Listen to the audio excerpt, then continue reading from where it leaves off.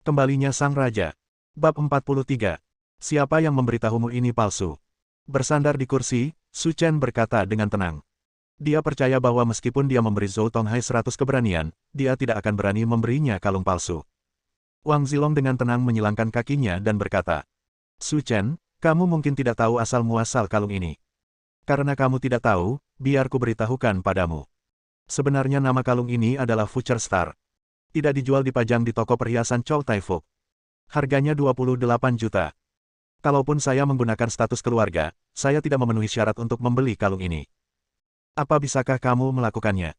Mungkin kamu bisa membelinya. Saat ini, Jiang Xiaohui mencibir dan berkata, Su Chen, jika kamu tidak punya uang, jangan berpura-pura kaya.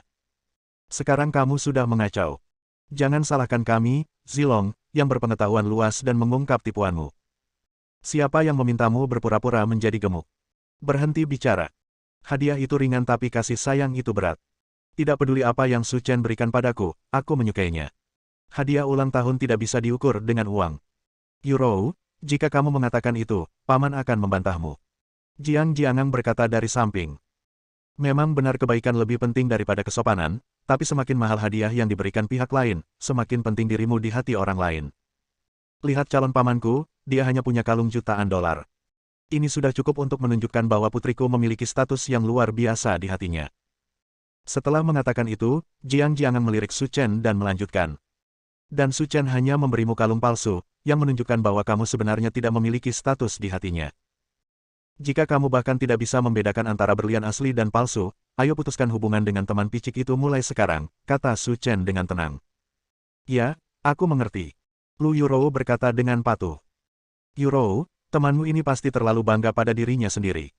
Dia ketahuan di depan umum dan masih tidak mengakuinya. Aku percaya pada Su Chen. Jika dia mengatakan itu benar, itu pasti benar. Yurou, aku sudah belajar cara mengencangkan perhiasan sebelumnya, jadi biarkan aku mengencangkannya untukmu, dan kamu akan tahu apakah kalung ini asli atau palsu. Mendengar ini, Jiang Xiaohui tampak bersemangat dan berkata sambil tersenyum. Kalau begitu bantu kami mengidentifikasinya. Tidak masalah. Setelah itu, Bai Susu menyeka kedua kalung itu, melihatnya dengan hati-hati untuk waktu yang lama, dan berkata. Sebenarnya, tidak perlu membandingkan. Lihat, kalung Xiaohui cerah dan tembus cahaya, dengan permukaan potongan yang halus. Dibuat oleh ahli dan dibuat dengan hati-hati. Di sisi lain, aku sedang melihat kalung yang diberikan Su Chen kepada Yurou. Kalung itu tidak tembus cahaya sama sekali, dan permukaan potongannya relatif kasar. Hanya sesuatu yang terbuat dari kristal berkualitas rendah yang dapat memberikan efek seperti itu. Menurut perkiraan saya, kalung jenis ini tidak tersedia di Tianxiao. Ada banyak di kios, paling banyak tidak lebih dari 20 yuan. Mendengar ini, seisi ruangan tertawa terbahak-bahak, semua orang menyaksikan kegembiraan Su Chen. Oh, apakah kamu salah? Su Chen selalu mengatakan itu benar. Jiang Xiaohui berkata dengan sinis. Saya tidak berani berkata apa-apa lagi. Kalau soal penilaian perhiasan, saya Bai Susu pasti ahlinya, karena keluarga saya juga pernah berkecimpung dalam bisnis perhiasan sebelumnya, dan saya juga pernah mempelajari kursus profesional semacam itu di Amerika Serikat, jadi aku tidak akan pernah melakukan kesalahan. Bai Susu dia berkata dengan bangga. Lihat, ada kode QR di kalung itu. Itu harus digunakan untuk mengetahui keasliannya. Haha, produk palsu sekarang ini makin menarik. Bahkan ada kode QR-nya. Sudah maju sekali seiring perkembangan zaman. Bagaimana dengan ini? Jika kita memindai kode QR, kita akan tahu apakah kalung ini palsu. Kata Jiang Xiaohui menambahkan penghinaan pada lukanya. Benar. Karena kita bosan, ayo kita pindai saja. Kemudian, Jiang Xiaohui mengeluarkan ponselnya, membuka WeChat, dan memindai kode QR di dalamnya. Hal yang sama berlaku untuk semua orang. Karena penasaran, mereka semua memindai kode QR. Namun, ketika mereka melihat isinya, semua orang tercengang, dan Jiang Xiaohui tidak bisa menahan diri untuk tidak berteriak. Bagaimana ini mungkin? Kalung ini benar-benar asli. Dia sangat miskin sehingga dia bahkan tidak bisa makan, bagaimana dia bisa membeli kalung asli? Pada saat ini, semua orang tercengang. Karena disertifikasi oleh perancang kerajaan Inggris, tidak mungkin dipalsukan. Sekalipun Su Chen memiliki kemampuan untuk mendapatkan kalung palsu, mustahil mendapatkan kode QR asli. Satu-satunya penjelasan adalah, kalung bintang masa depan ini nyata. Susu, bukankah kamu bilang kalung ini palsu? Kenapa? Ini. Mendengar pertanyaan Jiang Xiaohui, Bai Susu terlihat sangat malu. Saya baru saja mengidentifikasinya sebagai palsu, namun di luar dugaan, detik berikutnya terbukti kalung itu asli. Bukankah ini sebuah tamparan di wajah? Su Chen, kamu benar-benar memberiku kalung yang mahal. Lu Yurou berkata dengan penuh semangat dengan mata merah. Tidak apa-apa, itu hanya kalung. Su Chen berkata dengan acuh tak acuh. Tapi ini adalah bintang masa depan yang bernilai 28 juta. Hanya 28 juta, itu banyak. Mendengar nada suara Su Chen yang ringan dan lembut, ada seruan di dalam kotak. Memberikan hadiah sebesar 28 juta yuan seperti yang dijanjikan sungguh arogan. Melihat kalung di leher Lu Yurou, ekspresi Jiang Xiaohui dan Jiang Jiangang sangat malu. Dibandingkan dengan rangkaian bintang masa depan, kalung jutaan dolar mereka bukanlah apa-apa. Xiao Chen, kamu, kalung bintang masa depanmu bernilai 28 juta. Bagaimana kamu mendapatkannya? Jiang Jiangang, yang selalu tertarik pada keuntungan dan keuntungan, bertanya. Anda bisa membeli kalung seharga 28 juta yuan dengan santai. Mungkin Su Chen menyembunyikan semacam identitas. Bagaimana aku mendapatkan kalung itu? Apakah itu ada hubungannya denganmu? Jiang Jiangang kesal dengan kata-kata Su Chen. Dia hanya bisa tersenyum canggung dan tidak berani mengucapkan sepatah kata pun. Su Chen, kamu sangat berani. Karena lengah, suara Jiang Xiaohui mengejutkan semua orang, bertanya-tanya apa yang dia bicarakan. Ini bukan pasar sayur, jangan mengutuk di sini. Haha, apa aku bersumpah? Jiang Xiaohui berkata dengan arogan. Zilong, kami baru saja mengatakan bahwa kalung ini tidak untuk dijual, tapi sekarang kalung itu muncul di tanganmu, menanyakan apakah kamu pergi ke rumah Zhou untuk mencurinya. Setelah mendengar kata-kata Jiang Xiaohui, semua orang tiba-tiba menyadari. Kalung ini tidak untuk dijual. Bahkan seseorang yang berstatus Wang Zilong tidak dapat membelinya, dan bagaimana dia bisa mendapatkannya. Satu-satunya penjelasan adalah, dia mencuri kalung ini. Semua orang tidak ragu dengan kata-kata Jiang Xiaohui, karena dengan pakaian dan kekayaan bersih Su Chen, dia tidak mampu membeli kalung seharga 28 juta. Bab 44. Jangan berpikir orang lain berpikiran sama sepertimu. Su Chen berkata dengan tenang. Su Chen, apa maksudmu? Kamu berani mengatakan bahwa aku berperilaku buruk? Teriak Jiang Xiaohui tanpa sadar. Oke sayang, tidak ada gunanya marah padanya. Aku akan menelepon Tuan Zhou sekarang. Dia adalah bos toko perhiasan Chow Tai Fook. Yang terbaik adalah dia menangani masalah ini. Pangeran Longpi tersenyum. Dikatakan, ya, panggil Tuan Zhou. Seseorang telah mencuri barang-barangnya. Dia pasti punya cara yang lebih baik untuk menanganinya. Su Chen duduk dengan tenang di kursi, sama sekali tidak menganggap serius mereka berdua. Hei, apakah ini Tuan Zhou? Segera, Wang Zilong menghubungi nomor telepon Zhou Tonghai. Hei, ini Zilong, ada apa?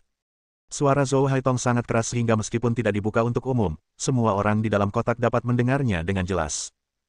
Tuan Zhou, begini. Baru-baru ini, kalung bintang masa depan yang dipajang di tempat Anda dicuri. Sekarang, saya bersama pencurinya. Datang dan tangani secepatnya. Apa? Seseorang berani mencuri bintang masa depan, aku akan mematahkan kakinya.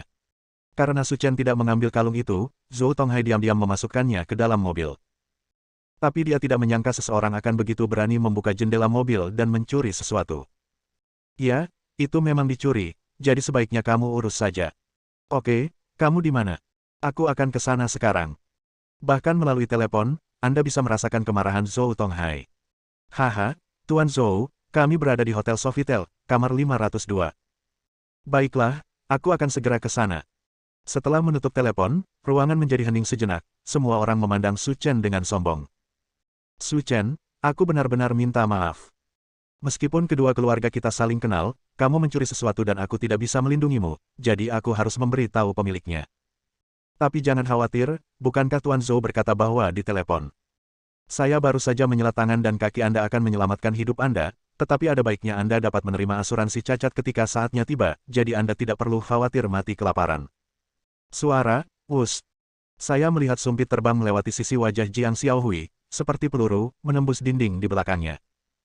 Jiang Xiaohui sangat ketakutan hingga wajahnya menjadi pucat. Karena sumpit itu terbang di sepanjang kulitku, dan aku masih merasakan sakit yang membakar. Jika sumpit itu melenceng lebih jauh, nyawaku akan hilang. Jika kamu tidak berbicara, tidak ada yang akan menganggapmu bisu, dan kamu mungkin tidak seberuntung itu lain kali. Semua orang di ruangan itu terkejut dengan tindakan Su Chen. Dia benar-benar bisa memasukkan sumpit ke dinding. Aku takut sayang, aku akan membantumu menghilangkan bau mulut ini, kata Wang Zilong sambil merangkul bahu Jiang Xiaohui. Zilong, kamu harus membuat keputusan untuk orang lain. Jangan khawatir, ketika Tuan Zhou datang, dia akan ditangani secara alami. 10 menit kemudian, pintu kotak dibuka, dan seorang pria parubaya masuk, menarik perhatian semua orang. Tuan Zhou, Anda di sini, kata Wang Zilong sambil tersenyum. Zhou Tonghai tampak tidak senang dan berkata, Zilong, di mana pencuri yang kamu sebutkan? Dia berani menyentuh barang-barang keluarga Zhou kita. Dia benar-benar tidak sabar. Sebelum Wang Zilong dapat berbicara, Jiang Jiangang berdiri, siap melampiaskan amarahnya pada putrinya. Tuan Zhou, pria itu, tidak hanya mencuri kalung bintang masa depan, tetapi juga tidak menghormati putri saya. Oh, ngomong-ngomong, Tuan Zhou mungkin tidak mengenal putri saya, tetapi dia memiliki identitas lain, dia akan segera menjadi nyonya muda dari keluarga Wang. Mendengar kata-kata Jiang Jiangwo, semua orang yang duduk di sana tertawa-tawa. Zhou Tonghai ini bukan orang biasa, jika dia menyinggung perasaannya, dia akan kehilangan kulitnya bahkan jika dia tidak mati. Pada saat ini, semua orang memandang Su Chen dengan sombong.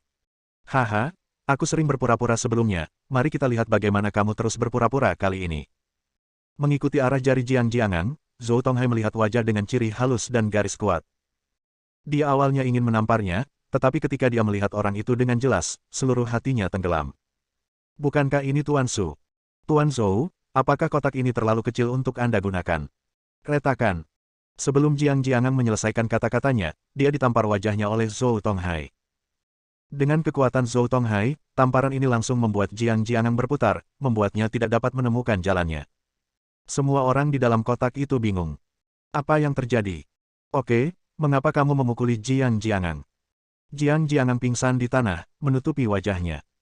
Sebelum dia dapat memahami apa yang sedang terjadi, dia melihat Zhou Tonghai menekuk pinggangnya 90 derajat dan membungkuk kepada Su Chen.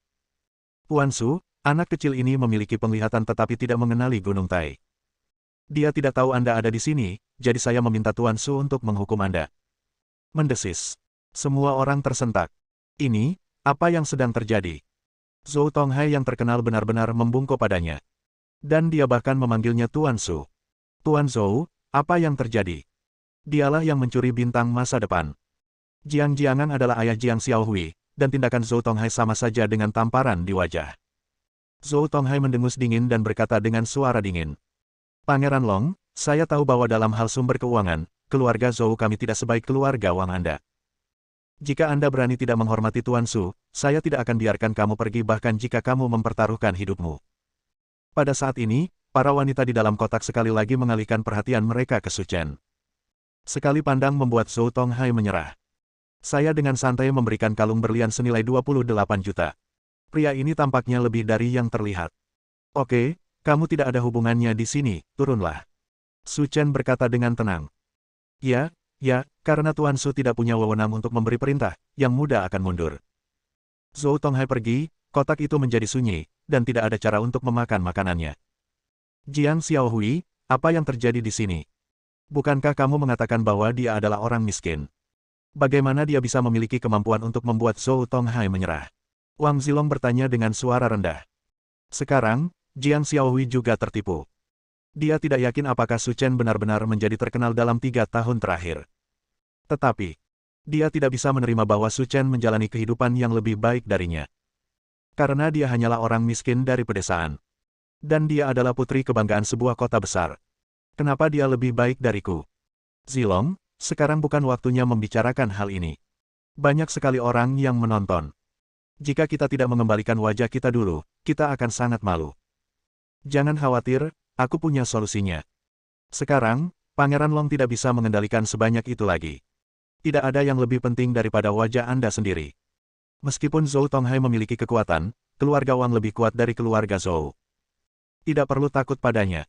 Semuanya, kita hampir selesai makan. Bagaimana kalau kita pindah tempat untuk bersenang-senang? Baru-baru ini, dinasti KTV dibuka di Linyang. Ayo pergi ke sana untuk bersenang-senang. Bersambung.